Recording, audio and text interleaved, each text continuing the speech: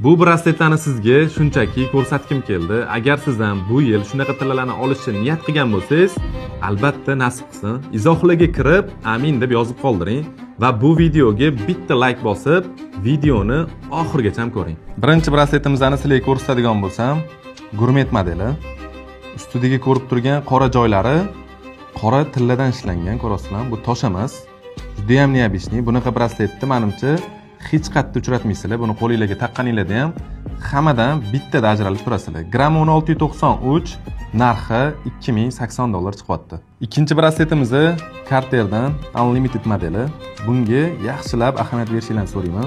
Chunki mana ishlanishlari juda ham sifatli, qo'lingizlarni ilmaydi, hech nimani ilib qolmaydi, ko'rasizlar. Buni zamoklarini ham mana ochilib yopilishlariga bitta ahamiyat berib qo'yinglar.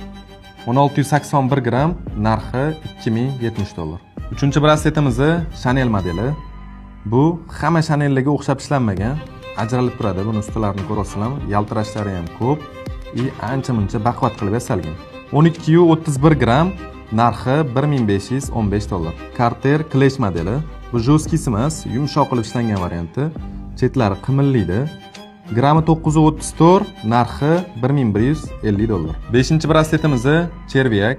Grammi 884, narxi $1090. Oltinchi brasletimiz Shapard. Grammi 739, ko'rinishlari shunaqa katta qilib ishlangan. Qo'lingizda juda ham bagati bo'lib turadi.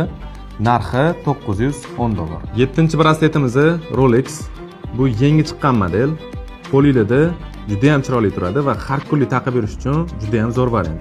Grammi 726, narxi $890. Sakkizinchi brasletimiz Christian Dior. Grammi 668, lekin ko'rinishi 10 grammi vidini beradi. Ko'rasizlarmi? Katta bagati qilib ishlangan. Buni narxini sizlarga $820 qilib beramiz. Bu brasletlarni hamma joydan ham topa olmaysiz, chunki bularni har bittasini shaxsan o'zim bittama-bitta ko'rib, tanlab, sizlar uchun olib kelib qo'yganman va sotib olmoqchi bo'lsangiz, men pastda nomer yozib qoldirdim. Telefon qilib bemalol bog'lanishingiz ham mumkin.